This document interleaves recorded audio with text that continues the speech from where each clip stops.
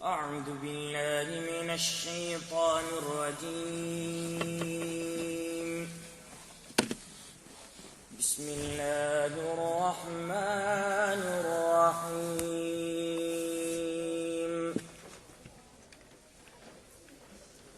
وإن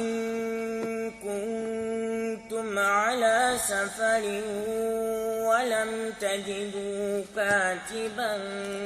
فرهان مقبوضة، فإن أمن بعضكم بعضا فليؤد الذي اؤتمن أمانته وليتق الله ربه فلا تكتموا الشهادة، وإن يكتمها فإنه آثم قلبه والله بما تعملون عليم. لله ما في السماوات وما في الأرض، وإن تبدوا ما في أنفسكم أو تخفوه يحاسبكم به الله فيغفر لمن يشاء ويعذب لمن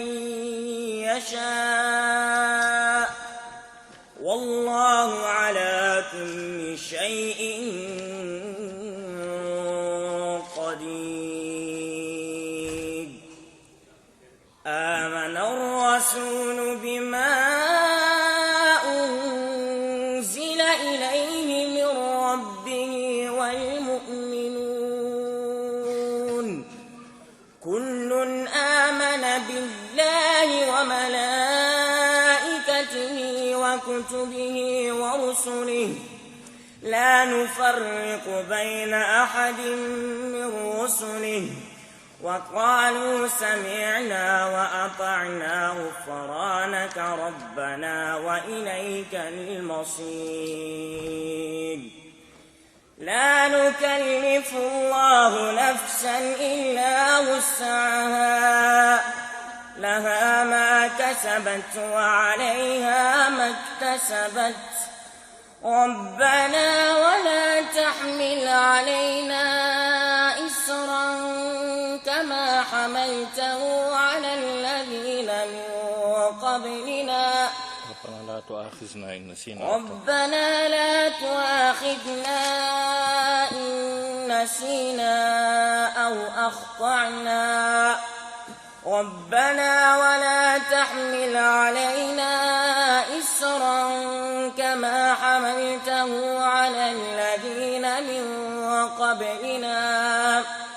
ربنا ولا تحملنا ما لا طاقة لنا به واعف عنا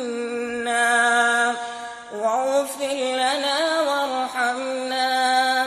أنت مولانا فانصرنا على القوم الكافرين. صدق الله العظيم.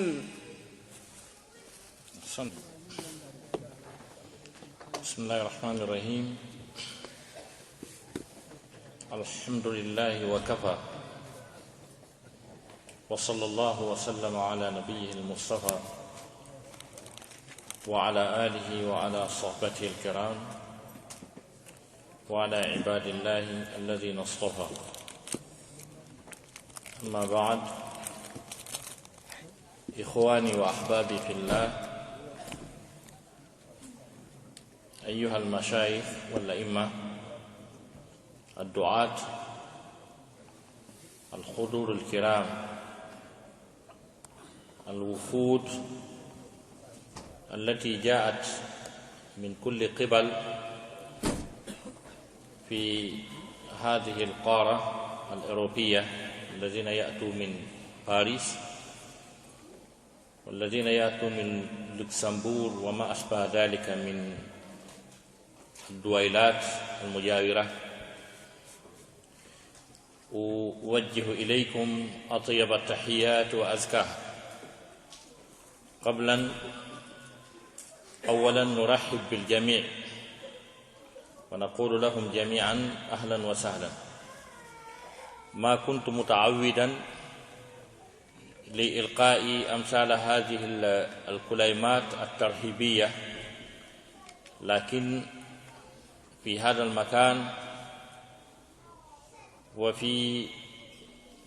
هذه المنطقة منطقة يمكن لي أن أقول للجميع الذين معنا في هذا المكان المبارك يمكن أن نرحب بهم لأنكم وجدتمونا عندنا. نرحب بالجميع ونوجه إليكم أطيب التحيات وأزكاها، تحية إسلامية أخوية ودية خالصة مباركة وطيبة، ألا وهي السلام عليكم ورحمة الله تعالى وبركاته. كما تفضل الإخوان أي الأستاذ المقدم لهذه الجلسة، وموضوعنا في هذا اللقاء المبارك أمام هذه الوجوه المنيرة بالإيمان والتوحيد والتقوى، هذا لقاء إسلامي إيماني روحي. الموضوع يدور حول السلوك أي الأخلاق التي ينبغي للمسلم أن يتصف بها إذا أراد أن يقيم هذه القارة هذه الدولات الأوروبية. نسأل الله سبحانه وتعالى أن يجعل كل كلمة نقولها هنا خالصة لوجه الله الكريم وموافقة بالكتاب والسنة ونافعة للأمة المحمدية. ونسأله جل شأنه أن يجعلكم أيها المستمعون الأعزاء الأحباء الأفاضل الأكارم من الذين يستمعون القول فيتبعون أحسنه. Louange à Allah, le Créateur de l'univers. Nous sollicitons la bénédiction divine et le salut d'Allah subhanahu wa ta'ala sur son messager, le sceau du prophète Muhammad, paix et salut sur lui, sur sa famille, ses compagnons et celui qui suivra le chemin de la droiture, le chemin de la guidée jusqu'au jour de la rétribution finale. C'est pour nous un agréable plaisir, une immense joie d'être parmi vous ce soir devant cette auguste assemblée, devant ces visages illuminés par la foi divine, de parler davantage de l'islam. Nous souhaitons la bienvenue à toutes les délégations ici présentes, venant de Paris, de Luxembourg et d'autres villes européennes. Inch'Allah Rahman, le thème que nous devons traiter devant cette auguste assemblée est intitulé « Le comportement des musulmans en milieu européen ». Nous prions Allah subhanahu wa ta'ala qu'il nous accorde les mots suffisants pour pouvoir traiter ce thème dans toute sincérité, et nous prions Allah subhanahu wa ta'ala, vous qui avez accepté de venir honorer cette grande rencontre par votre présence, qu'Allah fasse de vous de bons musulmans et qu'il guide vos pas vers la réussite et que votre salaire soit le paradis. Inch'Allah, je dois traiter le thème en langue pulaar. Je devais peut-être procéder à un petit résumé sur mon exposé, mais heureusement, on a quelqu'un à côté de nous ici qui est mieux placé pour prendre note et faire ça peut-être à la fin de mon exposé. Il s'agit de Oussad Salma, qui vient également de Paris, à l'intention de nos co-religionnaires qui sont là, peut-être qui pourront pas comprendre ce que nous sommes en train de dire en pulaar. Haray musidɓe julɓe tedduɓe neniraɓe am babiraɓe en karmonkoɓe am accanel an hakke, haray no wonani men teddugal mawgal menen ɓe tawɗo liége ɗo ɓen. Mi heewa e bayanaji an ɗin wernugol yimɓe, kono liége ɗo kaka an haray miɗo wawi wiide ɗo kala tawɗo men ɗo ko saɗi makko ko tooli makko. Haray no wonani men teddugal mawgal e welo welo mo alaka hatti ndemen tawdete e moɗon e oɗo nokku tedduɗo yeeso ɗeɗo geece tedduɗe ɗe Allah subhanahu wa ta'ala norɗini peewal e kulol Allah, ta ko fiyen ɓeydodir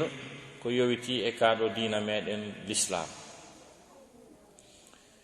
Haray miɗo toro Allah subhanahu wa ta'ala yo Allah arsi kanko mi yewta e mawdu on ko yewtugol ko honno julɗo haani wonirde e ndiɗo leydi e oɗo continent européen. Haray ko ɗum ɗon woni bi mana soɓɓundudu waɗen makodude ndun e muɗum ɗo. Toro Allah subhanahu wa ta'ala yo Allah arsi kanko mi yewta e mum, ta ko wonde e ƴiyal, ta kadi ko fi Allah woni ko mi yewtiri. Onon ɓeɗo musidɓe julɓe tedduɓe seeniɓe sembini jonde nden, ɓaŋiɓe ka woɗɗiti e ka ɓadi. Yo Allah subhanahu wa ta'ala hollu on komi woni yewtude kon ko woni gonga kon e mum o arsika on jokkugol, o holla on komi arata faljude e yewtere nden kon, o andina on ɗum ɗo usata e ɓuɗowɓe falju, o arsika o woɗɗitagol ɗum ɗon. Ko wannoon Imam Malik ɓe makino neɗɗo fuu neɗɗo no woodi ko jaɓete e ko o yewti, no woodi ko salete sina omo gabru mum waali ɗo ɓe sappi gabru nelaɗo. Kala ko heddi fof si wona on ɗon haray no woodi ko jaɓete e ko o yewtata, no woodi kadi ko salete, yani ko hawre e sawaba kon ko ɗum jokkete. Ko ɗo si ayo wi allazina yastami'una alqawla fa yattabi'una ahsanahu, ko ɓe no jentito yewtere ɓe ƴetta ko ɓuri moƴƴude e yewtere nden kon. Haray e julɗo on no haani wonirde noon e ndiɗo leydi oɗo continent européen. Ko adi kon tawo ko yen andu wondema Allah subhanahu wa ta'ala leydi ndin ndi fof mayri ko kanko jeyndi, ko kanko hertori ndi. Jeyal ngal ko waɗi noon andugol ɗum ɗon no jeeya e bindeje diina neɗɗanke on ko wiyete kon finde makko nden tawhid makko on. Wiyete tawhid kon ɗum ko wotinɗingol Allah, ko ɗum ɗo woni ƴi'al, ko ɗum ɗo woni ɗaɗi diina kan, finde nden ko wiyete tawhid kon. Ɗum ɗon ko wotinɗingol Allah, c'est-à-dire ko waɗugol Allah gooto e piiji tati. Sa accepti a waɗi Allah gooto e ɗin ɗon tati haray a woni neɗɗo tawhid. Haray an e Allah on ƴettodi ahadi o naadete aljanna, ɗum ɗon kadi haray woni gonga kadi.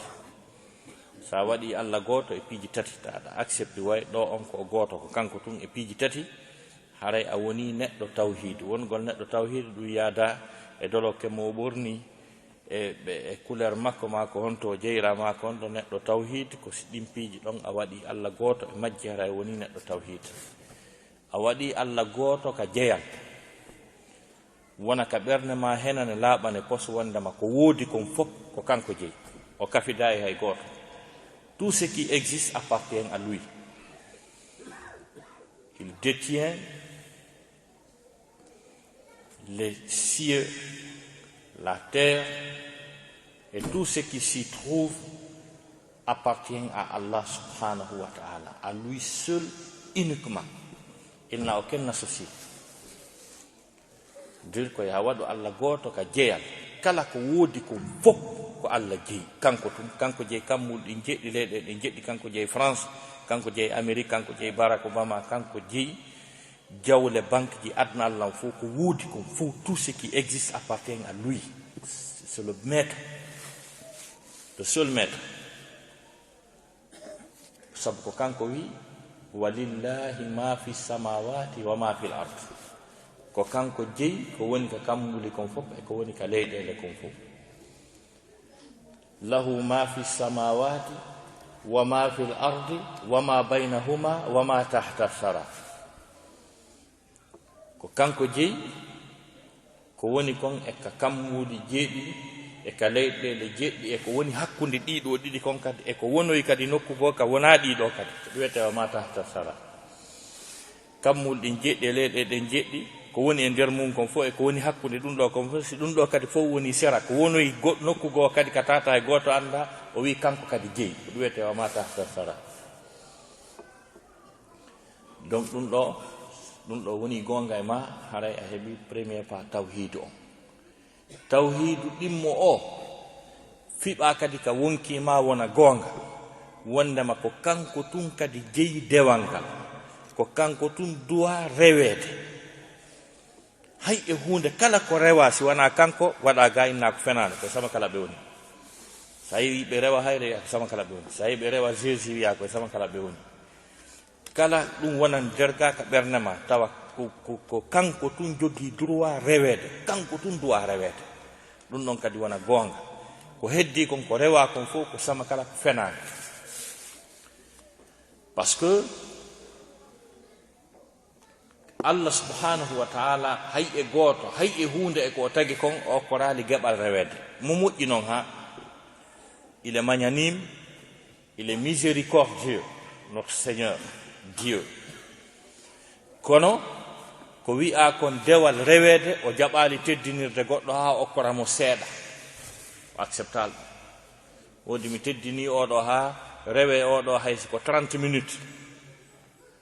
e nder gurdam nde wotere pet haysi ko 30 minutes o jaɓali wadde ɗum. Kanko ko kanko woni koho on heddiɓe fof ko maccuɓe makko ko jiyaɓe makko. Par ce que buy ko ɗon trompi buy sikkay no woodi yimɓe ɓe Allah ɓanni ɓe o yiɗi o teddini ha tawi ɓe mériti rewete buy ko ɗon trompi. Escalier fus ala escalier ko hakkude men ene yimɓe ɓen escalier woodi mais hakkude Allah e ko heddi kon escalier ala. Il est le maître, le reste ce sont ses serviteurs. Ko kanko Allah subhanahu wa ta'ala woni reweteɗo ko heddi kon ko jiyaɓe makko. Si tawno harano wodayno ko Allah geɓayno seeɗa e dewal e ko o tagi kon yimɓe ɗiɗo heɓayno ɗum. Nelaɗo meɗen Muhammad sallallahu alaihi wasallam o heɓayno geɓal rewede. Annabi Isa heɓayno geɓal rewede. Ko fi hon ɗum ɓen annabaɓe ɗon ɗiɗo Allah hunkitanɓe holliɓe mandeji makko signe makko jani ko tata annabaɓe hay goto e heɓali yaali. Wanno nelaɗo sallallahu alaihi wasallam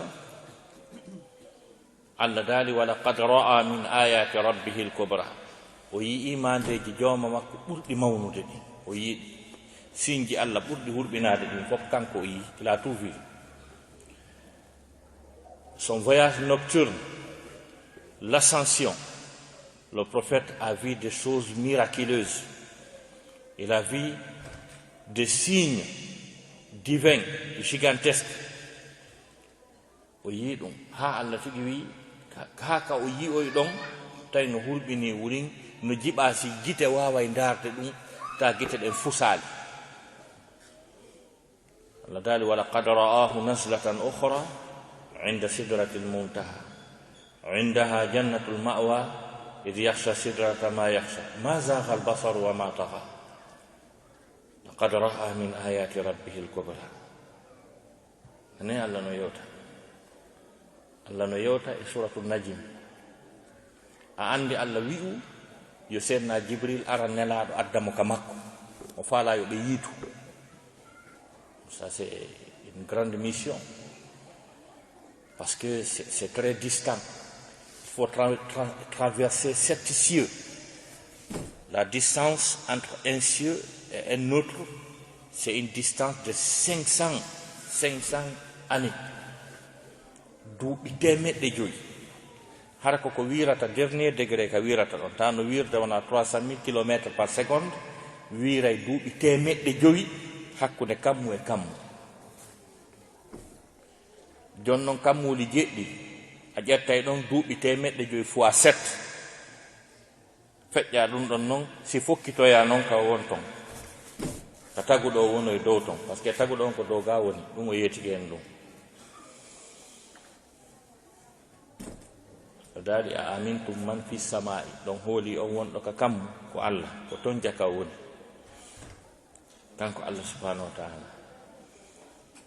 Joni noon seydna Jibrilu ƴetti nelaɗo ƴetti toutes les dispositions possibles pour accomplir cette grande mission miraculeuse et noble également. O arani nelaɗo on kikiɗe nelaɗo on julni sahaba ɓe geeƴe ƴettimo ɗon o ittimo Makka o addimo Jérusalem baytul muqaddas e on jemma ɗon o ƴettimo ɗum directement o addoymo ka Allah wi ton e nder jemma goto par ce que nelaɗo yahu gundude e Allah arti julni sahaba ɓen subaha par ce que andi lanɗo wa Allah audience on juutata ha ko watto on waɗa hen hettoɗa tawi ko mission on non. Jon noon opération on mo seeda Jibril waɗi on Allah tigi haawi ko hawni waɗi ɗo nani mission janon laatike ɗo waɗɗo ɗum ɗo on fi mum no hawni subhanallazi asra bi abdihi laylan min almasjid alharami ila almasjid alaqsa ye senade wonani on ƴettuɗo jiyangel muɗum jemma ittimo ka suudu Kaaba addimo ka baytul muqaddas ƴettimo ɗon addimo ka Allah o yewtoda o arti waɗɗo ɗum ɗo wona o samakalaɗo subhanallazi asra bi abdihi laylan min almasjid alharami ila almasjid alaqsa. Awa ƴawgol non ɗon ɓe feƴƴuno piiji ɓus ɓe rewi kammuuli ɗin ɗi fof majji kammu kala ka ɓe hewti o seydna Jibril wiya mission an on koye mi holle kadi Allah wino mi holle ɗum ɗo e ɗum ɗo e ɗum ɗo mission an on on fof moɗon on fof mo onon Adama yankoɓe ɓen fof hinoɗa ben mo tawi ko Adama alayhi salam o holla mo façon malaikajo gono ka kammu naya ɓuru emo jooɗi ɗon hoore nden no tuggoyi ka kammu jeɗɗa ɓuru koɗɗen no tuggoyi ka leydi jeɗɗaɓiri ñande o wiya subhanallahi laabi guluji 13 subhanallahi makko kala Allah taga e malaikaji guluji 13 andaka ne ɗum fuɗɗa andaka ka ɗum daroyto sifa ɗin piiji o yi piiji hawniɗi ɓay wiyama patron on no ƴawde dow ton kala ko wiya annabi e nelaɗo fof wiya yo tumbodiroy e kammugo neɗɗo tedduɗo no arde nelaɗo hewti ɗon annabaɓe guluji temedere e guluji 23 tawi no sappini no sabbimo ɓe fof ɓe hiwrimo ha gasi waɓutu heewi ɗon wiya yo ndaare no juulire ndaarindira ɗon ha tawi kanko julnata on sa wiya imamul mursalina almami nelaɓe fof on sa o fiƴƴi o continue trajet makko ha kanko e Jibril ɓe aroy ha ɓe hewtoye nokkugo ka wiyete shajaratul muntaha ɗon ɗon mbiɓe fokkiti ga Jibril ko simple neɗɗo mo nelaɗo anduno ko ɗum o wayli ɓay ɓe hewti ka shajaratul muntaha Jibril ndaari situation on ɗon feƴƴugol dow ɗon welata fi o wawata feƴƴirde ɗon en tant que wayliɗo ma wona malayka wingin tigi joggingi gabitanji wulure gabitawol makko gotol so fonti ka aduna ɗo o ombitay kammul ɗi jeɗɗi e leyɗe ɗen jeɗɗi gabitawol makko gotol mo jogi noon ɗi wulure andi ma o adda ɗi réacteur ji makko fof o ndar stay dow toon no feƴƴo kono tawi feƴƴota ko karamo koy qur'ana yi wala qad ra'ahu nazlatan ukhra o yiitunomo kadi tippande goo yiyande goo tawi ko kanko tigi naka o wayli ɗon honde tuma honto inda sidratil muntaha ka leggal hattirgal yani ko leggal ngal andan ɗon hoore mum kala relation hakkunde ley e dow ko ɗon dari dow toon ko jommum andi ko onno toon wayi ko ɗum wiyete shajaratul muntaha. Qur'ana wi id yakhsha sidrata ma yakhsha, to bande sudduno leggal ngal ko suddingal kon tawi hakke ma ko suddi leggal ngal kon ko hawni tawi innitotako tawi ko wiye tun suddingal ko suddingal kon. Nane Qur'an id yakhsha sidrata ma yakhsha, tuma suddi leggal ngal ko suddingal kon hakke ma ko suddingal kon ko hurɓini kon tawi innitotako. id yakhsha sidrata ma yakhsha, hakke ma ko suddi leggal ngal kon ko hawni haqqille no nandi to hoore mum est ce que gite no wawi darde ɗum ni ma zaga al basar wa ma taha, gite ɗen daruno net tawi no daranomo kanko façon no nelaɗo préparira noon gite makko ɗo waɗa ɗen e charge mo waɗa omo wawi darde ɗum ɗon, kono na mo kala wata darde. Seydina Jibril wi nelaɗo Allah ko wino koye mi adda ka makko jakka welanalan fi hewtukon min on bi mi tagala wirude hay goto e malaika wirali ber ko mi wiri kon kono hande feƴƴal ɗo mi sikka mi wawa e feƴƴude ɗo fewno ka Seydina Jibril woni wolde ɗum no mapino o feƴƴira Allah ƴetti ko lutti kon nelaɗo yi tum wondema yaltiti e nokku mo yi'ali sifa mum ha hande goɗɗum urimo ko urali sifa mum ha hande o tawama e deƴere nde o heɓali ha hande o tawi tigi tigi on hay si tawi na ka Allah woni kono ɓe woɗɗodira fota ka ɓe wonɗon situation on ɗon no change, le climat est différent. On sa o heƴi jiɓi noon joni o tawi ma o hiwro Allah sa ari ka goɗɗo a hiwrotomo o ndaari o tawi oɗo wiyatamo o jarama ko waɗi kon no ɓuuri o jarama o wiyatamo tan ala toon kanko woni assalamu ko o hiisuɗo o jiɓi ko honno o hiwrota taguɗo o moka makko taguɗo o longinimo ɗon konnguɗi ɓurɗi labede ɗi o hiwrotamo. Tahiyatu lillah azakiyatu lillah attayibatu salawatu lillah. O wi dendanangal gettoje moƴƴe ɗen fof kala yettore moƴƴere labande o wi Allah ko an jeeyi, kala salminago fotugo labango teddugo o wi Allah ko an jeeyi, kala dewal moƴƴal e gollal moƴƴugal laaɓugal dagingal Allah ko an jeeyi. Tayyibatu salawatu lillah. Tawi o hiwrika taguɗo on taguɗo o wimo kanko kadi directement assalamu alayka ayyuhan nabiyyu, mi salminima yo annabajo, mi salminima yo annabajo. Salminago mum wata nelaɗo sikko ko Allah salmini toon malaikajo o ma goɗɗo ko o précise assalamu alayka ayyuhan nabiyyu, mi salminima yo annabajo tolima ka. Nelaɗo ndaari tawi ngun salminagu labagu fotugu deeƴugu no wodi woɓɓe ɓe o yangodi ɓe o acciley ga ɓe o faala yo ɓen kadi heɓu sifa mum Allah andanimo ɗum. Allah wi wa ala ibadillahi salihina ɓen kadi ɓe falɗa ɗon mi salminiɓe kadi. Joni noon oɗo o heɓali seeɗa e geɓal ko wiyete dewal kon o koraka ngal teddugal ko heɓi ko fof o memali ɗo ko statut jiyaɗo o jogui. Statut mo jogui ɗen on ko on statut rasulu jogui. Hakkunde meɗen e nelaɗo statut men on no serti mo ɓuuri en ko annabajo, kono si tawi ko en fop e Allah on a le même statut. Je ne sais pas si je me fais bien comprendre. Si tawi ko enen e nelaɗo il a un statut particulier. Si tawi noon ko enen fop e nelaɗo e Allah on a le même statut. Nous sommes des serviteurs de Dieu. Koye maccuɓe jiyaɓe, par ce que o wi mo jiyaɗo plusieurs fois. Allah noddi mo maccuɗo Muhammadu ko a maccuɗo jiyaɗo a nani no jeeya e muɗum tabaraka allazi nazzala alfurqana ala abidihi, on nani ɗon haala maccuɗo no jeeya e muɗum wa annahu lamma qama abdullahi yad'uhu kadu yakununa alayhi libada, o déclarama maccuɗo ɗon kadi. Ara'ayta alladhi yanha abidan iza salla, o déclarama maccuɗo kadi. Donc subhanallazi asra bi abdihi laylan min almasjidil haram, o déclarama maccuɗo. Donc o maccuɗo ko jiyaɗo. Amma annabi Isa alayhi salam yoni en ko Allah yewti fi annaba men ɗon ɓe fof maɓɓe e mandeji ko ɓe okka kon o ɓurnani annabi Isa. تلك الرسل فضلنا بعضهم على بعض منهم من كلم الله ورفع بعضهم درجات ينتهي وآتينا عيسى بن مريم البينات وأيدناه بروح القدس من أوكي عيسى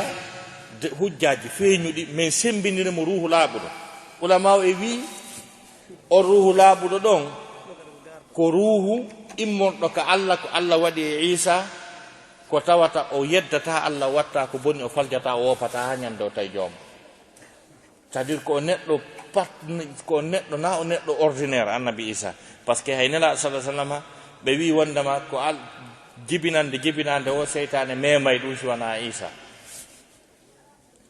donc e hoore ɗum kadi Allah arsikimo yoga e mandeji nandituɗi e ɗi Allah watta ɗin tagugol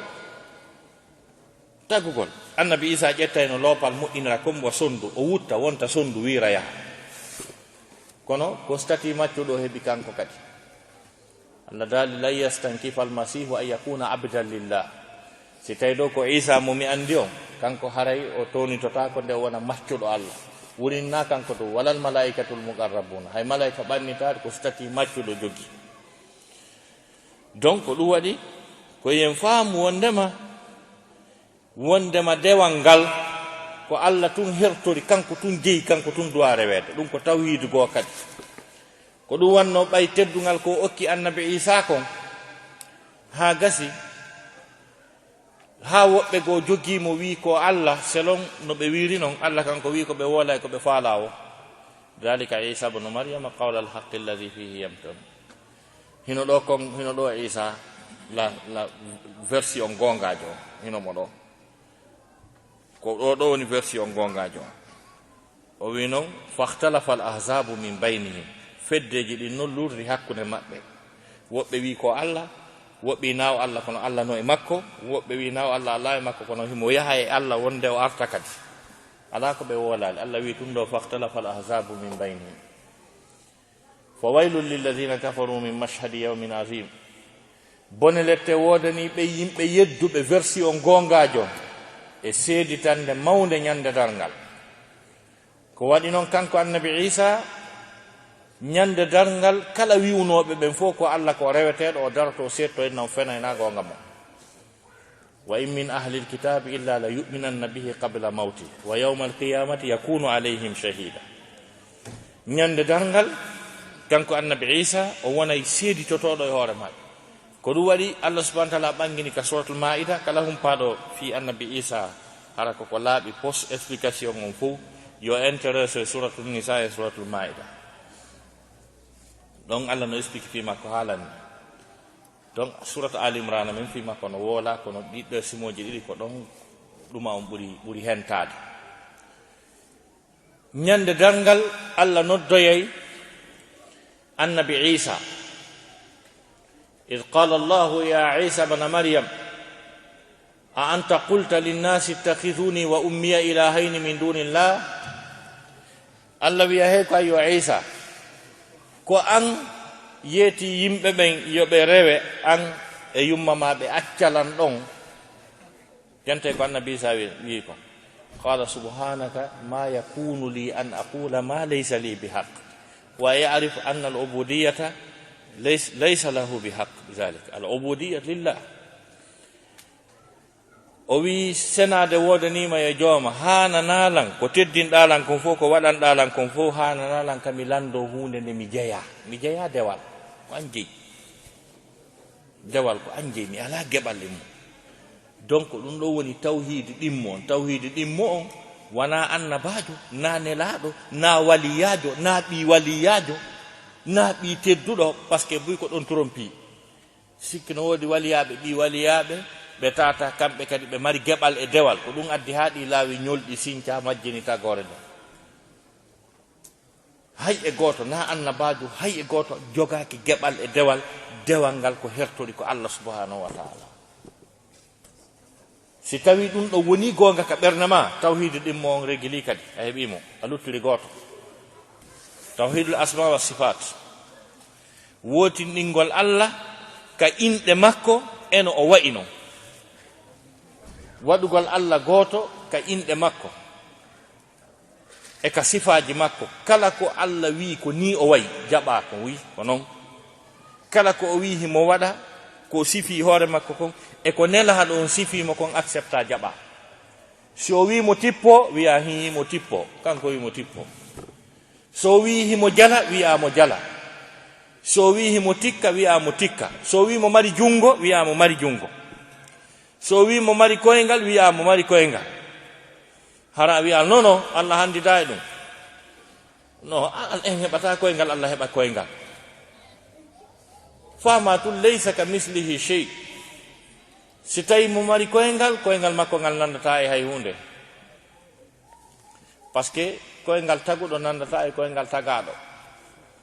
siki menuisier o moƴƴina menuisier jo moƴƴina e tabal waɗata ɗum koyɗe ka kono yiyetela si koyngal menuisier e koyɗe tabal ngal ko gotum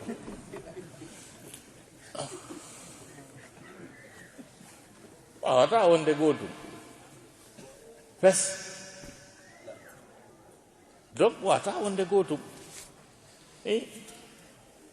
neɗɗo moƴƴina e otowal ha gasa waɗana ngal guite farje ɗe farje otowal ngal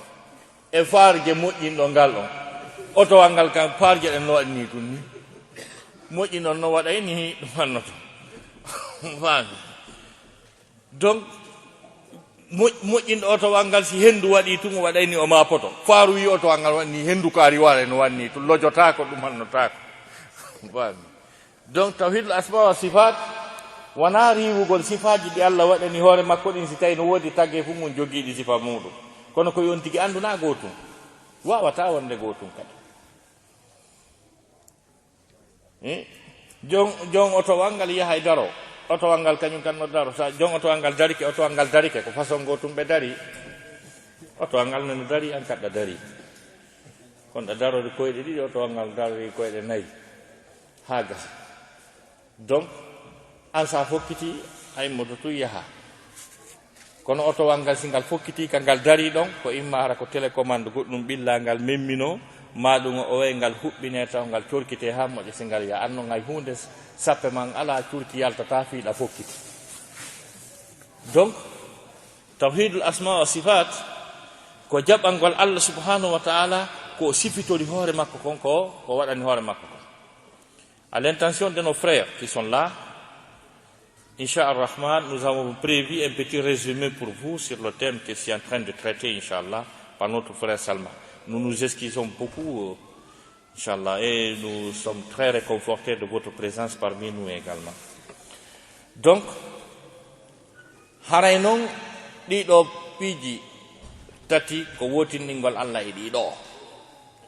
jon noon kanko Allah subhanahu wa ta'ala ɓay ko kanko jeeyi kammul ɗi jeɗɗe leyɗel ɗen jeɗɗi ko kanko newnani ɓiɗɗo adama o wondema yo jindu e ko jeeyi kon ko min jeeyi leydi ndin ko min jeeyi on yahe kami jeeyi ton fof sendodira hay goto ala droit wiugol jiyangel kaariwel ala droit hewtugol e leydi kaariwel fii ko ngel ɓalewel fii ngel janga fii ko ngel ɗum ɗon ko ɗum waɗi hay droit international on ko ɗum waɗi so adapté ɗum ɗon par ce que ɗum ko naatu ɗum ko wiyete ko la déclaration universelle des droits de l'homme ce que nous appelons des libertés publiques donc ko piiji ɗi andanɗa hoorema wondema joomiraɓe gande fof ɓe jooɗike ɓe yewti ɓe fottani fii ko wiyete droit de l'homme ko no jeeya e ɗin droit de l'homme ji wondema neɗɗo on ko o libre circulugol jindugol e nder adna on ka o faala o ko sabu ɗum koye waɗi si ɗen arda ga heɓe yaade toon ɗum ko convention ji e tawde kadi hari Allah additike ɓe o wi'i wondema leydi ndin ko kanko jeyndi yahe ka faalɗo o huwa alladi ja'ala lakum al arda dalulan famshu fi manakibiha wa kulu min rizqihi wa ilayhi nushur a fiwi dey aventure no armi Allah daali ko kanko waɗani o leydi ndin eltade ko kanko jaɓigo yon jindo mayri so tawno leydi ndin ara ko yiite on boy ke tippata yiite koto tippata kanko eltidi waɗirindi ni tawi ɗa wawi yaade no yaho walladi ja'ala lakum al arda dalulan kanko waɗani o leydi ndin eltade o elti leydi ndin kadi e mo le système climatique tawa neɗɗanke on ko woni ko neɗɗo wonɗo très sophistiqué par ce que ko ko Allah subhanahu wa ta'ala waɗi neɗɗanke on wonɗo sophistiqué mo fi mo ngalɗini mo mu'jisaji Allah waɗa e muɗum ko ɗum wasi marsi kadi ko ɗum Allah subhanahu wa ta'ala dali wa fi anfusikum afala tubsirun miɗo waɗi e mon tigi ko hoolorno ɗon ko han ɗon hoolorade miɗo wooda miɗo gandiɗi fi anno mawni kono ɓay o yiyata sina ɗum neɗɗo iwata e région ka wonata 50 degré à l'ombre o ara e région ka wonata moins 5 o wuura kono no waɗa e makko quoi o aray tum o adapta directement sa ɗum eɓɓotako kono ɓay o eltani e leydi ndin o waɗi e men ko waweten eltodirde e leydi ndi wawen existude e ka o wi e wonu ɗon par ce que ko wi ko leydi ndi wo ko ɗo hoɗeten ha adna lanna kadi kaka leydi ko ɗo wi ko hoɗeten walakum fil ardi mustaqarru wa mata'un ila hin kala ko technologie on dolni fi yo hoɗo e ka mars fi yo hoɗo e ka wi'a o marsata na gonga par ce que si tawi hiɗa yaade e nokku ka tawata hay ko fofata kon ko ya naɓor jatigiɗa andi a neɓoyta ɗon artay joni wonotako ko ɗo o wi en wonayi ko ɗo wawete wonde kadi kala technologie maɓɓe on fuu imo wi no o wi en yahay yi en kono wiyale en hoɗay hoɗugol ngol ko ɗo Allah subhanahu wa ta'ala daali qul inzuru maza fi samawati wal ard yahe iyo yawgol yiya yawgol hoɗanago tungol kono amma hoɗo ngon ko ɗo donc ko Allah jeyi leydi ndi mo daginanma yahugol kala ka falɗa yaade e leydi ndi ɗum ella fus ala e muɗum ala leydi heferaɓe ala leydi julɓe ala leydi ɗum ɗa fof ko leydi Allah ala leydi harmudi yahugol leyɗe ɗen noon hino ɓurdi barki e moƴƴere telema senko ka diina kala ko wiya leydi kon fof ko ɓuri jogagol barki wonugol e muɗum ko tuɗɗere haram makka on wonago e Arabie Saoudite fof ko haram on ɗon par ce que na makka fof tawata ka juuluɗa darde o a heɓa baraji darɗe guluji temedere ko makka fof na makka fof ko kun ɗuma hun ɗon tum ɗon kadi mo précise o wi ko ɗo goy inna awwala baytin wudi alinnasi lalladi bi bakkata mubarakan wa hudan lil alamin on mubarakan ko tata sa juuli ɗon darde nder ɗon baraji ɗo goɗɗo juulu o heɓa ber ko heɓuɗa ɗon ko ma o juula darɗe guluji temedere so heɓa baraji ma darde wotere ko haram ɗon amma ko lutti kon fof muɗum ko leyɗe Allah subhanahu wa ta'ala kañum e haram on Madina ka julde nala sallallahu alaihi wasallam kañum e haram on Baitul Muqaddas Jerusalem ɗiɗo tati sendodiri e ko heddi kon fof ko heddi ko fof nelaɗo maki daga ka goɗɗo fawa donku wiya no yaade fi baraji ko heddi kon fof yaw fi ɗaɓɓere yaw fi haajuji aduna Allah no daginani jiyangel singel woni e nokku satti ala marsude yo ngel faw dongal ngel ɗaɓɓoya ka marsoy taw donc koye nder on cadre won ɗon jon noon si tawi noon on ari ga ko honno hanirɗo wonirde ga no hanirɗo wonirde ga noon ko respectugol hadis nelaɗo on ittaqillaha haythu ma kunta wa atbi'i sayyi'ata alhasanata tamhuha wa khaliqi nnasa bi khuluqin hasani nela sa salamaki hulu Allah ka wonɗa o kala ka wonɗa e nder aduna woni Europe woni États-Unis woni Amérique on ɗumɗa woni Makka sabu sa hawrodiri e yimɓe hajju a sikkay ko annabaɓe jikku moƴƴo tippitare okkugol juulugol e ɗuma si ɓe yawti ton ta ɓe gayni wontude firawnaru kadi no ɓe yaltiri ton ko ɗo wasi nelaɗo maki kad naya woni hulɗo Allah Makka wona bandi Washington ko ittaqillaha haythu ma kunta hulu Allah kala ka wonɗa wa atbi'i sayyi'ata alhasanata jokkintinna golleji bonɗi ɗi moƴƴi ɗin sa ari wadde ko boni ma ari faljude waɗa ko moƴƴi tamhuha moƴƴi ɗin monta e boneji waɗaɗi ɗin wa khaliqin nasa bi khuluqin hasanin wondir e yimɓe ɓen jikku ɓurɗo labede mo sa appliqué o hadis ɗo naare fo gasi ka wonɗa o jogano yimɓe ɓen jikku moƴƴo hewro yimɓe ɓen okkorɓe assistuɓe rento e wujjugolɓe e janfagolɓe e kansugolɓe tentinima noon e leydi ndi tawata hino wi'a kamɓe ko heeferaɓe an ɗa wi'a ko a julɗo joni noon karmo ko en a fawi donkun ka leydi ka wiɗa ko leydi julɓe a julɗo ari a tippike e leydi ka wiyaɓe ko heeferaɓe ɓe lotta ko longal ɓe ƴakkay tew kose ɓe yara e beere ɓe juulta ɓe sintirta an noon ardi e sintirango e lootagol longal e juulugol joni on hiɗon heɗa ɗo joni an ko joni kono alhaali o woniri si tawi kala ko halduɗo yon fottuɗa ko keefeere on adotoma tuma arɗa oɗa mari ko wowla jeeja c'est à dire hunnugol ahdi rendez-vous ko halduɗo wo ko Allah yetata ko keefeere on adotoma ɗum ko halduɗo on ahdi ber ko ittete wo ko kafindirte wo ko tuma dasaɗa addaɗa o si hetti ka yaɗa oɗa suuɗo ko wi'a kon fof leydi ni no tongi ko neeɓi nanga kay mum wo ko annangoyte moodi aɗa ma sali kam koye ɓeyni ɗum ɗo e ɗum ɗo meɗen tongi ka leydi amin meɗen tongi drogue meɗen tongi yargol beere dogina oto meɗen tongi dogingol oto hara anda kodduji ɗi meɗen tongi wolugol penale meɗen tongi ñallugol e puydam meɗen tongi ɗum ɗo fof par ce que wono Amérique sa ñeññini ha a fini sa fala yaltu c'est que record ma on tun si woni a feni nde wotere ɓe andi a feni ɗum windama ka record ma ko a fenowo sa fala faw donc yalta Amérique a heɓitata golle aduna karɗa o ɓe tappa ɓenna a feni nde wotere leydi heferaɓe no ɓenna a feni nde wotere andita noon groupe mum konko jelu helloto ñallal heferaɓe ko wolanɗaɓe o ɓe hooli par ce que kamɓe ɓe anda fenade ko ɗum waɗi komi arno New York mi haalani yimɓe maɓɓe min hey ko noon ɓe heferaɓe no huɗude on ɗo sikkon ɓe feetu ɓe aray mo kala hello pénalingi helliɓe daara ɓe mari yimɓe spécialiste ɓe psychologue ɓe daaroɓe ma tun anda ko wolɗa ko nga fenayi ta ko gandal jannguɓe ɗum wowla par ce que hiɓe andi fenowo ko laabi jelu mosata e nder minute goto ɓe andi fenowo ko laabi jelu hinƴata ko spécialité ko gandal bon honno wiɗa hara ko honno natirɗa Amérique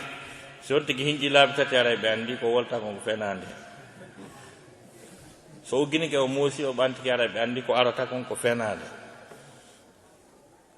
donc woɓɓe ɓen police o nanga ɓe ha gasa wiya ko honno wiyata ɗa ɓe na kunte leɗɗe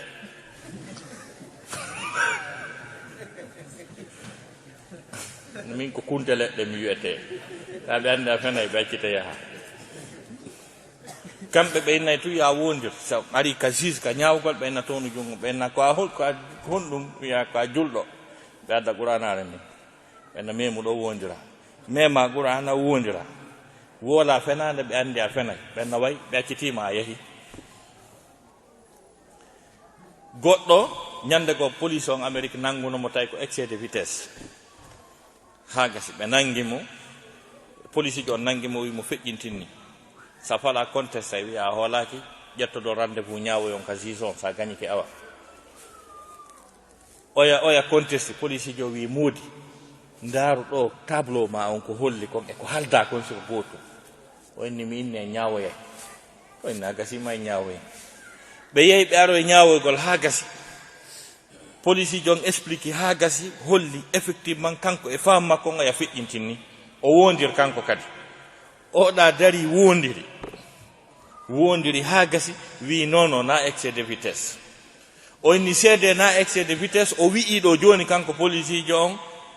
fewndo o yi'unolam miɗo excès de vitesse otowal arno feƴƴitilam si tawnolan excès de vitesse est ce que ngal feƴƴitotonolan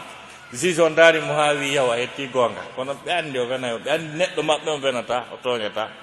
kono ɓawi o feni o wondiri o yadde e kuddi makko ɗi o memi qur'ana o wondiri o yaw woɓɓe goo kadi ƴetti payko muɗum naɓi toon tawi kaydiji on ɗon no régli ɓe déclare nomo ɓe yiltoyi tawi ɓe faala addude goɗɗo goo ɓe suuɗi on fes ɓe addoye goɗɗo e inde kaydiji on ɗon nin photo ji on ɗon nin on yalti tum paf ɓe hoccoymo ɓe nangimo oya yalto e memmini fi muɗum o ari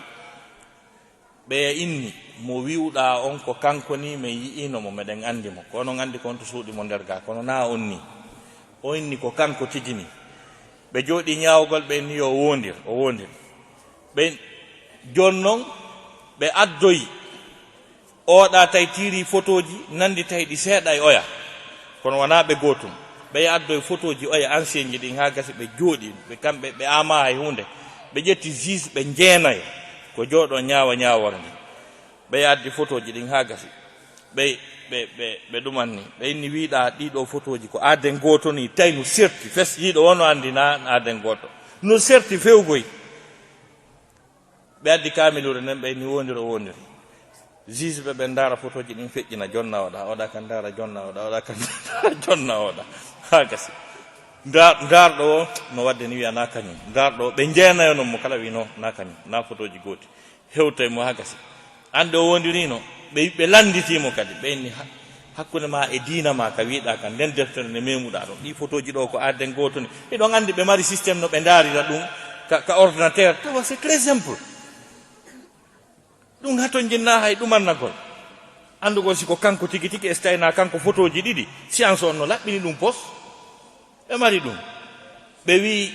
wondir kadi o wondiri ha gasi ɓenni ha gasi yaw min jonnayɓe ɓe ɗiɗo noon kaydi porto fof immi ngalɗi tanmi hunduko yehi tawi ɓe haawike on julɗo ɗon kadi minni ɓe huuɗa e on ɗo ta ko heeferaɓe ɓe memina on deftere Allah nden ɓe huuɗa on ta kamɓe ko ɓe heeferaɓe kuddini nanga on min jooɗode e ɗum ɓenna ɓe ko nayi ɓe sennidira en naafi ɓe sendira kono ɓe accay ɗon so on tigi huuɗike ɓe andi ko o duɗɗike ɓe accitam men na yaw ɓay ko ni waɗa ko ni wawɗon ala ko min wawani o ta hutare waɗi donc comportement an arɗon en tant que julɗo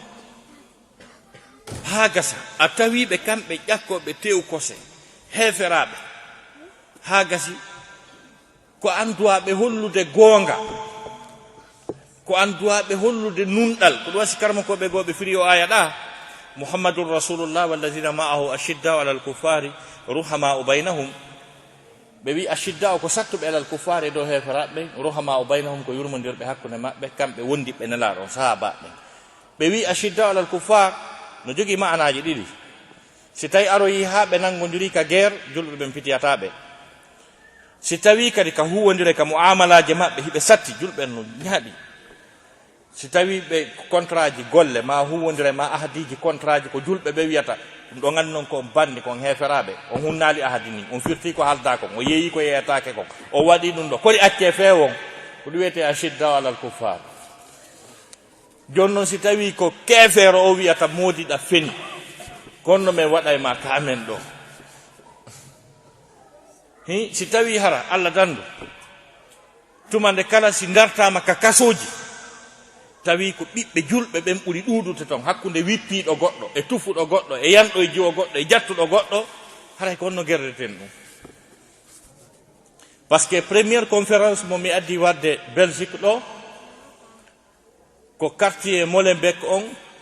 mi ɗuma lanɗo maɓɓe on daari tawi vraiment Molenbeek on ça va pas julɓe ɓen sonjiɓe ala no ɓe wonira ɓenni joni yoɓe noddu karmukojo wowlowo haala ka ɓe nanata ɓe waajo ndaara si délinquance on ɗuytoto ko ɗum adduno lango ko ɗum wanno so ɓe waɗananno attestation diplôme fi ɗum tawi temo on koye mi yewtu ɓiɓɓe julɓe ɓen moodi yoɓe ƴettu mbaadi go'o ɓe tampini jama o Molenbeek tawi temo no hersini an karmukojo on tigi tawi no hersinanima karmo arfa boɗa men yandi yimɓe mon arɓe ɗo ɓen ɓe min ala e jaam haray no hersini donc ɗum wasi hadise o wi wa khaliqin nasa bi khuluqin hasanin wondu e yimɓe ɓe e jikkuji ɓurɗi laɓede tuma julɗo on taw yeebi diina mum kam par ce que sen ari e ɗe leyɗe no woodi piiji ɗi tawata ɗi nayi fimen on fof wonu négatif c'est à dire enen hunde marsali ten jaɓir noon ko e yimɓe ko e rimɓe wona en traite négriére ɓeyaɓɓe ɓe traitayno ɓe yeeya ɗum feƴƴino enen kadi woni yimɓe civilisé ɓe yimɓe anduɓe haqqe anduɓe droit de l'homme en heɓi ɗum enen kadi donc wata en ardu e ɗe leyɗe e inde wondema hunde marsirali en hiɗen ka me en koye yimɓe hiɗen ɗaɓɓude ko wiyete kollo bien-être ka maɓɓe par ce que ko échange intérêt ji woni hakkude état ji ɗin donc ar en tant que citoyen dimo iwɗo e pays nokkel kaari hiɗa ari e pays nokkel kaari fi haajuma imma ɗa ari ɓeytugol gandal maɗa ari ɗaɓɓugol nguure no heɓira golle heɓa no wuurira ma hiɗa ari juuragol musidɓe ma maɗa ari yiwgol mi anda ko itineyom on ma honɗo ma janggin pari ɓay ɗum fof no dagi argol touriste yiya piiji ta ko piiji dagiɓe donc ta ko ɗum arduɗa joni noon e nder ɗum an kadi no woodi ko arduɗa sekki e positif sekki e déjà acquis ko tata ɓe jogaki anda ɗum ɗon ko valeur ji ma ko dokkal Allah mawgal ko Allah okkuma hunde ɓurde important nde arduɗa ɗo tawi ko acquis koko jeyɗa ko dokkal Allah koko jogii valeur ko kanŋe ko sintirangu ma ngu sintirangu ngu la ilaha illallah muhammadu rasulullah on ka ɗen mari jooɓa ɓuri ɗum ɗen mari ko jeyɗen ko laaɓani en posta ɗum ɗon ko enen jeyi ɓuri ɗum ɗo ɗum ɗo woni go'o ko jeyɗa ɗimmum ɗum ton identité culturelle c'est très important encore africain il y a des valeurs africaines et surtout enen ngol leñol ɗo kamɓe hiɓe andi wondema leñol men ngol ko leñol teddugol dirige ngol aduna on dirige e tammuɗum marɓe hakkil marɓe faam parce que université ji maɓɓe ɗin fop toutes les universités occidentales on étudie ce qu'on appelle l'organisation sociopolitique du Fouta théocratique. So ndaari ka faculté des sciences humaines et lettres e Goro Garare histoire ɗum hara e ɗum no nder ton tawa ko wiyete ko l'organisation sociopolitique du Fouta théocratique. So yetama wondema Fouta Diallo wanno état démocratique des états fédérés jonni état kala rôle politique mo doit jouer on e nder leydi ɗin si Amérique heɓi démocratie ɗum no metti hoolinde yimɓe ɓen Fouta Diallo wanno état démocratique ado Amérique ɓe adi ɓe ta ɗum ɗon ko acquis wata iw e ngol leñol joginoɓe pinal joɗɗini empire waɗi état waɗi capital politique ngal ko ɗa Washington on DC dari waɗi capital économique ngal ko ɗa ko diwal kaariwal waɗi terre d'asile kala huluɗo kala doguɗo laamu so hewti ɗon hay fus na yo waɗe haray o daɗi ɓenta kon kollaɗo ça c'est dans le kankalaɓe profond ɓe waɗi capital religieuse fewjo fi diina kan ha gasa tawa hay lanɗo on o faljitaymo kañum almamiɓe mumɓen ɓe joɗɗini ɓe waɗi forces armées ji maɓɓe ɗin fof ka woni ɗon e nder état go e nder diiwe ɗen jeenayi ɗum ɗo fof ɓe joɗɗini ha gasi ɓe waɗi ɗi organisation ɓe waɗi laamu alternance na ko Amérique o mantorta ko duuɓinayi laamotoɗa ndaare kadi watta duuɓinayi dira kamɓe wurin wattatake sa laamike duuɓi haldaɗi ɗin a iway élection wattatake fiya wonto ko ɗum ete alternance na ɗum Amérique woni mantorde na ɗum Fouta adino joɗɗinde yilti tabintinni gandal ngal wuuri tawi administration on ko yarayno ko hoore gandal yade chef hiérarchique société on mo kala e niveau mum no woodi ɓentale suufaɗo mo kala e rôle muɗum nder ton si tawi ɓeɗo ɓe yiltike kadi ɓe waɗi gouvernement maɓɓe on e ley base diina ko ɗum wiyete Fouta théocratique tawi kadi base diina kanko deftere Allah nde par ce que ɗe jammoje ɗe yiyo toon fof no mari ko signifie ka gandal si ɓe inni alpha ko fanɗo ara e hadis wulure hara e hundike ɗuyete alfun ko wulure fami donc e sifat ɗum fof si ɓe inni moodi kaari no woodi ko firi ceerno kaari si wiyama ceerno haray a memi doctorat ma on ka gandal a taranama a newnanama jabagol kala landal l'islam hara fontali ndaare tun ceernoɓe on say ɓen wona ceerno Sadou mo Dalen en ceerno Samba mon Beyaye hunjiɓe Qur'ana ha gasi hunji gimɗi ɓuuri gimɗi guluji nogay windi kadi sukamen goto no ine Cheikh Mouhamad Makka ton ɗo nini mo windude doctorat ji ɗiɗi e gandal waɗugo recherche kala ka UNESCO organisation international ko yowiti fino gande ƴawra fof biye makko on tawa mo ka makko ma o tawe suka pullo o ƴetti ko yaata defte 30 e goɗɗum ko winda e nder Fuuta Jalo o holloy ɗum UNESCO o holloy ɗum arabe ɓe daari ha ɓe ni o ko arabuɓe amen ɓe yawno kam o winde ɗum na onon goɗɗo ko wata windede ɗum sina arabuɓe ɓawo ƴetti deftere ceerno Samba Mombeya wiyetende nden ogirde malal o naɓinde Azhar ka égyptien ɓe ɓe daari ɓe inni hada fulaniyun mu'taraba ɓe wi oɗo ko pullo arabijo ni na asran si ɗaɓɓitama ɓe inni ko arabujo na o pullo ɓe inni wata windude ɗum ɗo sina arabujo joni noon sifa ɓe ko académicien ɓe siccuɓe gandal par ce que ndaare no ɓe janggiri dina kan noon ɓe ƴetti gandal dina kan e junngo mum arabe ɓen ko commerce affaire ngeygu mais ɓay ɓe silmiɓe tawi dina maɓɓe ka wata marsude hoore majjere arabe ɓen janni ɓe ɓen nanata pular ɓe nanata arabe ɓe yaltini gandal ɓe sinci ko académicien ɓe si arabujo o windi wi sinun ɓenna windu meyya o winda ɓe ndaaro no nandi e ñiiƴe ɓe mandi tora e haala maɓɓe kam mbay ɓe andi o yahay woni ɓenna sinñiiƴe so wi soadun ɓe prononci ɓenna windu ɓe ta no nandi e reedu ɓenna saadu reedu ɓenna alif taƴƴo alif yowiɗo ta koyngel ha cewɗo ha mawɗo ko noon ɓe sinciri gandal ngal ha gasi ɓe heeɓi alkule 27 arabe ɓen les 28 lettres de l'alphabet arabe yilti kadi alqur'anare nden ɓe waɗini ɗum stratégie wata ɓe janngu ayije guluji 3 e goɗɗum ba signiƴe ɓe lutta e mum haramar sali ɓe ndaari iwi simore karire ha e simore karire haara kalfe 27 ɗe yalti ɗon ɓe waɗi ɗum ɗon étape ɓe ari bi mana ka sigi ɓe waɗi ɗum ɗon kadi étape ɓe ari ka finnitto ɓe waɗani jande nden cycle sa hewti nokkel kaari a sahoto sa hewti nokkel kaari a sahoto ko ɗum porto jokki ɓenna certificat d'étude premiére on diplôme ɗon ɓenna BEPC on diplôme ɗon sahoɗa ɗon ɓenna bac sahoɗa tuma hendiɗa doctorat on foppu sataɗa yeƴaɗa on say ɓe tarane doctorat on ko ɗum woni ceernojo on ka me ko enen ɓe jokki joni noon a iwɗo e ɓen ko hon ɗum ɗon kadi ko aki ngal gandal ɗon on faamuɗo ngal pinal ɗon wata arka ɓe wa'a wastayi ko a futtuɗo ko a maccinaɗo ɓi maccinaɗo tun ha hande mawɓe ma laamaki ha hande mawɓe ma wonali e nder histoire donc no jeeya e akkigo kadi moye duwaka perdude ngal ɗengal men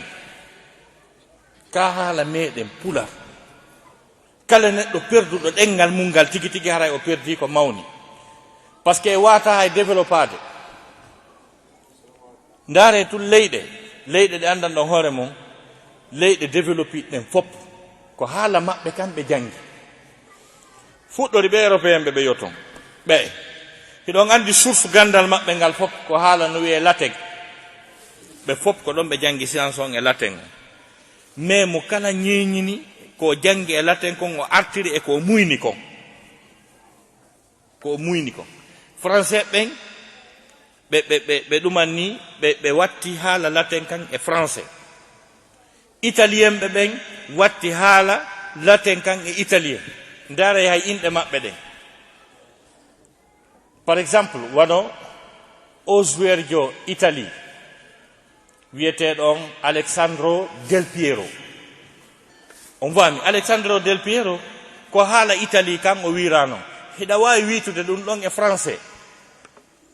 Alessandro Del Piero ɗum ɗon e français ko Alexandre de Pierre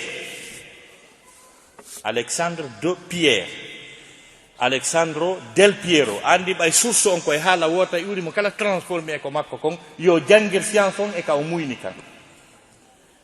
ndareɓe ɗo so ƴetti ɗo oto al mum hiɗo wadde tour Europe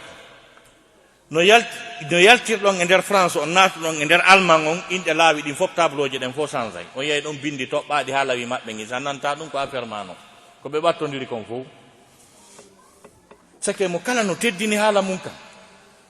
wona fi ɓe nanidirta haalaji kono teddingol haala mum kan ɓe winday laawi ɗin e inɗe cayɗen fof e haala wi maɓɓe ngi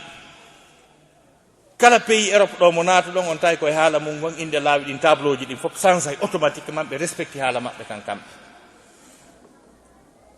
on andi kamɓe ɗum ɗon hino wela ɓe ndaare ɗo ndi leydi ndi wonɗen ɗo no woɗi ɗo le flamand e le wallon ɓeeɗa ko français wolta ɓeeɗa ko haala yi maɓɓe ngi wolata mo kala no teddini respecti ko mum kon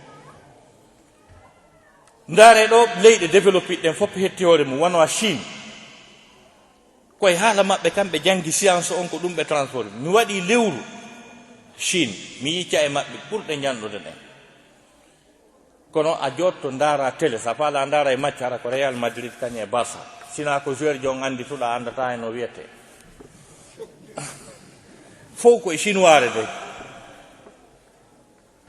andi ko haala maɓɓe kamɓe jangi Japon ko huwodiri e États-Unis kon fof ko huwodiri e monde occidental on fof koye haala maɓɓe kamɓe jangi science on premier ministre maɓɓe on ko kan haala wolta hayso mo nana haala go donc on yii ɗum jon noon enen ko honɗum noon liɓanten haala men kan o profit haala wi goo konten haala men kan heɓike ɗum ɗon ko acquis ɓeyden kadi haala goo kono so tawi perdo haala men kan fi haala ka en jeeya iya pay koye ɓiɓɓe maɗa duwanoɓe junude nannitti ɓiɓɓe ma duwanoɓe junude nannitti ta ɓen ɗon hande kadi ɓe wata wolde pulaar ta ɓe wata wolde pulaar moyna o no wola français no wola français ça veut dire quoi français on ɓay ɓe ari ɗo ɓe wolay ñeñinen hara acci ko heɓɓi kon hara perdali hara ɗuytaki donc ɗum ɗon ko piiji ko akkiji ɗi heɓuɗen ɗi tatata ɗi fuuto en reston nous mêmes ko ɗum waɗi l'intellectuel sénégalais je l'admire beaucoup a yeyi neɗɗo sénégalais jo ta o jannay Sorbonne hara ko professeur agrégé hakke ma ko yiɗi haala makko kan hay français re makko nen a sikkay ko wolof o woni wolde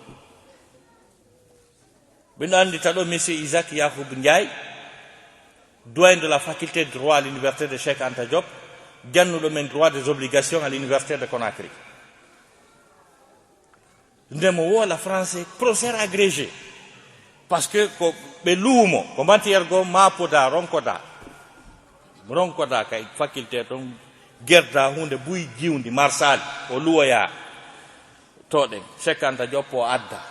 tawi mo janna men droit des obligations ɓawi daari kay jemin taw en kombo janni on ɗum min haali o walli ɓen ɗon ha ɓe yeyi ɓe janngoy taw ene walline ɗum ɗo fof na ɗum duwano ɗon janngude o naati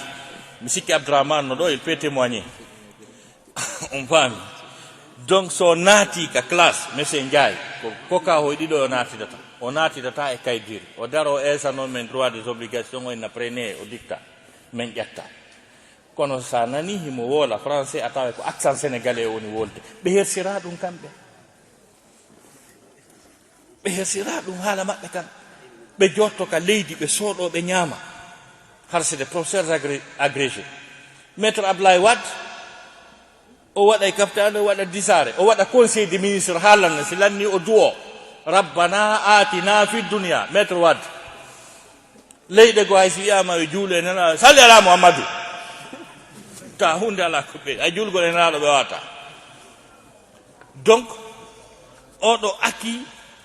l'identité culturelle wata faytino hoorema fattina hoorema jaɓu ko africain jo ko a ɓalejo ko a pullo ko a hunde kaari tiyate valeur culturelle ɓay ɓe andi ha adna landna wonataɓe tankeɗa jokkiya wonuɓe hara ɓe jasinte woni par ce que kamɓe ɓe andumago ɓe andi kan no natirɗa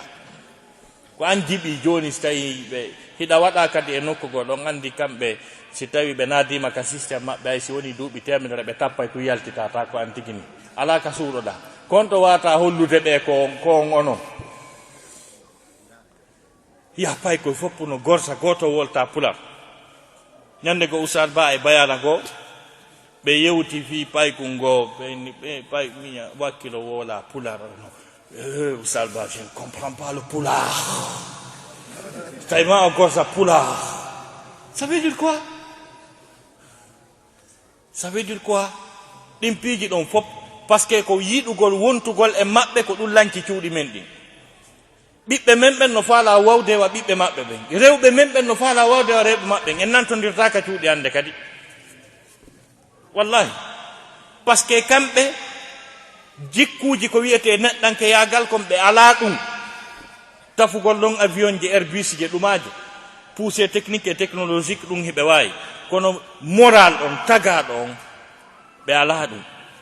parce que an sa hoddi e goɗɗo bafe monɗen no fewtodiri o wondi ɗo duuɓi nogay anda no wiyete anda no nder suudu makko wayi o na neɗɗo ni tuma goɗɗo tay kanko o ɓeygu makko israɓe makko o ɓiɓɓe makko ɓe o ɓe fof ɓe ɓortotay ha ɓe laaɓa ɓe fubbo ɓe yarida beere modi en tawa ɗum en tawaka goɗɗo ɓay kamɓe hakkude aden e ɓeygu mum no wawa ko fottiri ni gorko on nelata debbo on o wiyata ɓannanan ɗum ɗa ɓannu ñiiri ɗum ɓe anda ɗum hiɗon andi kamɓe ɓe haalay fi viol dans un couple légal debbo on si yeyi wonde golliyaron ki waalike sa memimo so faala o wiya eɗa violimo bon miɗo ari wullitiɗo modi an no violimmi ndaare albalaw ta ko yon haldidu fi ko jeyɗa kon donc si tawi no rewɓe men ɓen kadi wayi sifa noon ta si modi mum memay ɗum ma ɓe haldita en tawa ɗum en fina en tawa ɗum yimɓe ƴettoɓe nayejo mawɗo mum fewndo ka o ronkiti ka o duwa wallede ɗon ɓe haykoyam tawa jogiiɗo ɓiɓɓe tato worɓe wonɓe gollude wonaɓe yoɓede on buge e suudu tawa goɗɗo waɗay gang si okkoramo lekki goɗɗo e men no yeli yo ɓiɗɗo mum haykirmo noon nde ñande min e maintenant ko Cheikh Salma so tawi ko honno wiyeteɗo ɗen ko Cheikh Abdallah meɗen e métro Paris o yi yummirawo ronkuɗo o immanimo yo jooɗo o daroto premiére fois min argol Europe ko Paris mi tipporno hunde nde mi yino ngalɗinde landen ko hunde watta mi yummirawo mo telen duuɓi 60 no rundi dongal no dasara kala mi sukaɓe no wiccoya min ɗo sawaba ɗuɗa ɗo Allah yaltinan ɗo e jaam donc enen kamɓe en goɗɗo teddinay mawɗo goɗɗo jaɓanay mawɗo goɗɗo yurminay payko goɗɗo hiwroto yimɓe goɗɗo daaray nawnuɗo c'est des valeurs suddiɗo ɗoftoto moodi mum gorko wiyay ɓeygu muɗum defanam ɓannanami kamɓe en ɗum no waɗa te ɗin c'est des valeurs waten jaɓu ɗin fuuto en donc fuufala fuu yagal maɓɓe ngal e angal neɗɗanke maɓɓe ngal hewtaniiɓe kaɓe daroɓe wi'a moodi Basiru jombi moodi Ibrahima ko almami Alpha duyi dewgal ngal goɗɗum no lutti ko jokkeɓe goɗɗum lutta ko jokkeɓe ɓe hewti ɗon ɓe hewti yo moodi Basiru jombu moodi Ibrahima ta ko imamu Alpha e juulirde kaariɗe duwingal yeeso Alpha jo telen ɗon on devant monsieur le maire c'est le prêtre de l'église ou bien le pasteur qui a légalisé cette union donc ɓeɗo neɗɗanke yagal ngal ɓe jogitaki au moins luttiren ɗum ɗon heɓen e maɓɓe ji welɗo suudu laaɓu ndu métro wal laaɓungal tawanaka fokkitoɗa o a seppay ha siñinoɗa seeɓaka bako yamo ko baɓe jeego no rangani taxi um ngay taxi um kunta kun aani tawi ɓe fo ƴaway ɓay Allah sennidirima e ɗum ɗon a ƴaway antun e métro wal e tram joɗɗa taɗa poosi joɗɗa e bisuwal ta no climatise a ndara e télé profita e ɗum ɗon ñama ñamete laaɓuɗo moƴƴo ñama ha haara ta nawigol a itti kooƴe a soƴƴi a hirtike ɗum ko alama heege noon kala ka goɗɗo happana beru ko ñamata andu heege weeri ka makko sina ɗum haray ɗa wawi immade 2 heures du matin 3 heures du matin wurnitoɗa gertogal joɗɗa so tawi heege ala ko ɗin piiji profitete kañum e formation fayɓe men ɓen ɓe janggay ɗi lekkolji maɓɓe kelɗuɗi ɓe wonade cadre ɓay ɗum alaka men ha gasa bien-être mo aran ɗen on ɓay ko ɗum c'est à dire ko alqur'ana yeddaka men sina ɗum si alqur'ana famodira no bien-être heɓoto no na dogen jinden par ce que ko bien-être addi hay dewal ngal Allah subhanahu wa ta'ala ko dali walakum fil ardi mustaqarru wa mata'un ila hin on heɓay taw ka wonon e ko ñaamon deeƴa net on say noon fa imma ya'tiyannakum minni hudan faman tabi'a hudaya van oya aya ɗa allazina in makkannahum fil ard simen newinaniɓe ka leydi c'est à dire heɓike ka wone heɓike ko ñaame sécurité no woodi a hula ɗeɗɗede a hula tufede reedu ma taƴa laptane no woodi lekki no woodi piiji ɗin fof gurnan ɗan newike ko ɗum wiyete allazina in makkannahum fil ard on say noon aqamu salata wa atawu zakata wa amaru bil ma'ruf wa nahaw anil munkar walillahi akibatul umur jon noon ɓay ɗum yeddanoma heege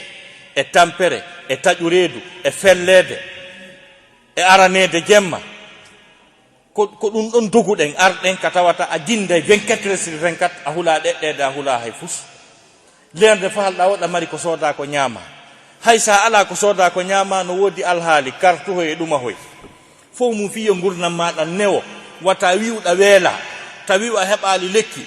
kala nawnade nde nawɗa sa hewti ka laptane ɓe ñawdete taw si ɓe landoma siɗa mari ko yoɓa harana waɗa ɗo accident ƴiƴanɗan no ilude o adde ka urgence docteur ɓe wiya ko hombo woni siɓɓe makko ɓe ɓenna min yiya siɓɓe makko mi yimo mo waliɗa min addimo ɓe tertomo ɗon ha o maaya tale ɓen ko prêtuɓe serment fi ɗen golle ɓe anda ce qu'on appelle la déontologie de leur profession c'est déplorable jon noon ka tawata ɗiɗo piiji fof no assira ha gasi ñande goo miɗo anndi tatay mbiɗo Boston ɓe julni qiyamul layli koyngal am muusinan ɓe addilan Boston Medical Center bimi naati ko porto tun joggilan ha ɗuman c'est à dire a yiyay tum mumman on tawata a ndikki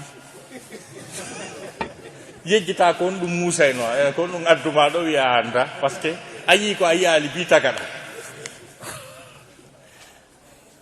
laptane ko o laaɓi kon ko messemɓe ɓe laaɓi kon e ko ɓe foti kon si wayi noon serta ɗanike ɗon a fini a wiya joni malayika sikka a natoyi ka aljanna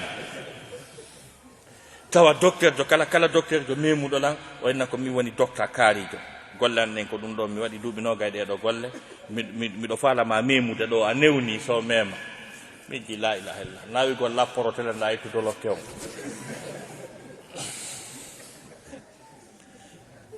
donc ɓay on tigi yalti fof muɗum ɓe waɗi bilan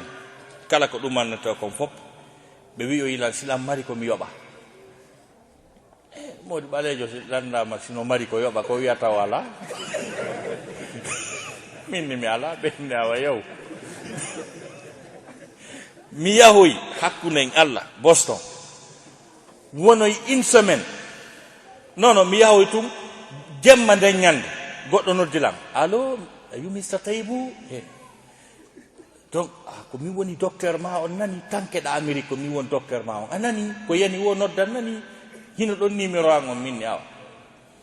mi wonoy 2 semaines ñande goo noddimi hunde Moussa Lima a yejjiti docteur ma on tawi noon komi simple yawɗo poɗugol kalimawol arta joni noon si tawi on bien-être no e ɗe leyɗe ko ɗum profiteten ɓiɓɓe men ɓen janga ɓe janga oɗo science ɗona cadre ɓe ta ñande goo député jo heɓoto e nder Belgique ma e nder Paris tawa ko julɗo tana silmuɗo so Barack Obama woni président des États-Unis d'Amérique ko ɓe innata un noir américain d'origine africaine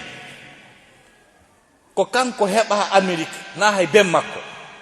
kono ɓay o jokkuno soɓe o jangi hande il est président ɓay kamɓe respecta e texte ji ɗi siɗa timmini tun ko wi'a kon ɗa wawi wonde don ɗum no serti e leydi ni tawata jeeyaɓe résistuɓe résistant darti porto yimɓe dartiɓe porto ko hombo wawi wi'ude wondema tanirawo almami Samori Touré na o guinéenjo ko hombo wawi wiwde